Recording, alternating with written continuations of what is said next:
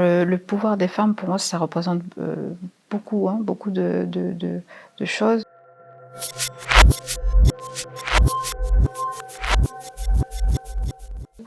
Déjà, la maternité, c'est un pouvoir qu'elles ont, ouais, que seules elles connaissent et qui est assez intense, on va dire, dans la porter une vie, c'est une, on va dire, une expérience assez unique et qui fait que on ressent des choses que, voilà, seuls nous et l'enfant connaissons. Et en plus de ça, elle a aussi d'autres. Moi, ça me fait penser à ce symbole que l'on souvent représente dans certains symboles du Vanuatu, où tu as une espèce de cercles comme ça qui se superposent et qui représentent une pieuvre. C'est celle qui peut faire plein de choses à la fois avec ses tentacules.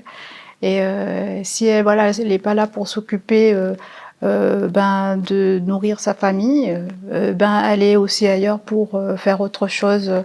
S'occuper des tâches de la maison, donc faire en sorte que la maison soit accueillante pour que après la vie tourne et puis elle a aussi ce poids, c'est une femme aussi qui peut être forte, comme je disais, ça représente aussi pour moi la force parce qu'elle peut porter énormément de choses sur les épaules. Elle peut aussi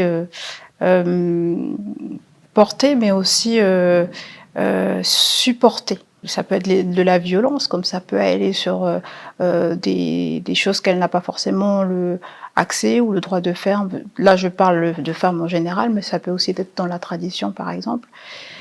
Donc, il y a aussi le silence aussi. Ça, c'est des choses qu'il faut qu'elle garde. Ça, c'est un autre poids aussi, des choses qu'elle ne peut pas dire, qu'elle ne peut pas faire. Donc, c'est de la force qu'elle contient en elle et qui, malgré tout, fait qu'elle avance et qu'elle doit faire vivre sa famille et puis son foyer. Et comme je disais, maintenir le feu pour que tout le monde soit suffisamment en sécurité pour qu'on soit, voilà, bien.